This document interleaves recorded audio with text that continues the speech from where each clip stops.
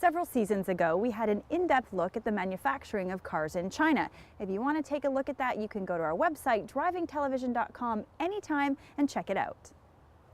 Since then, China has become the fastest growing car market in the world. So we decided to send one of our producers, Brian Chow, to get in touch with his roots and explore the Silk Road and all the cars on it. Today on Driving Television, we're going to have a quick look at the fastest growing automotive population in the world, right here in China.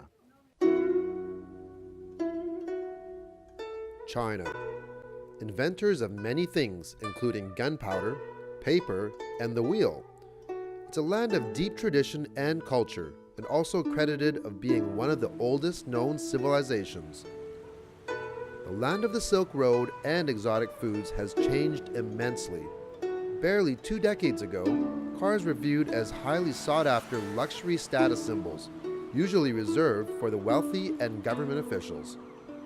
In the 1980s, the face of China dramatically changed as the country opened its doors to competition and free trade, creating an economic superpower as we know today. As a result, a new generation was born, one with expendable income. So how important is it to own a car in China? And what is it like driving here?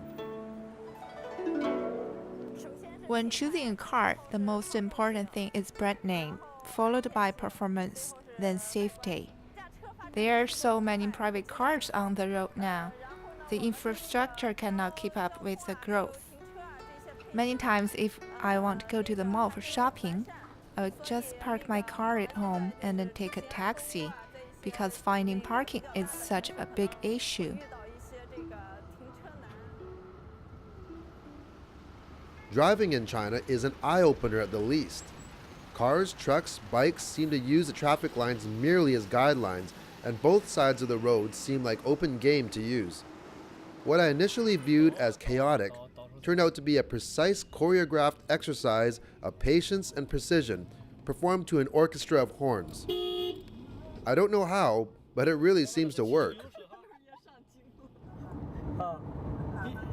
The horn is an essential tool for driving in China. You have to always be alert and aware of your surroundings. In some cities, though, they've banned using the horn.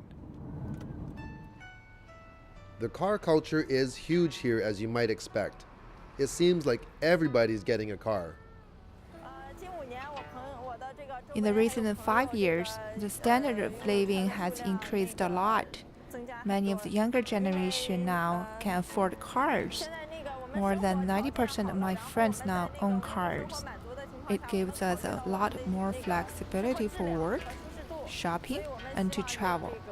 It is very convenient. Trying to keep track of all the models of cars here is mesmerizing. You see pretty much everything that you see here in North America, plus all the other European imports such as Fiat and Peugeot, and then China's own local-built vehicles to add to the stable.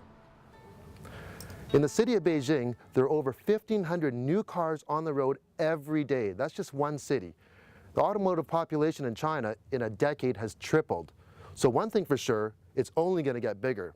But the question is, are the drivers of tomorrow going to be driving on the Silk Road or the Silk Highway?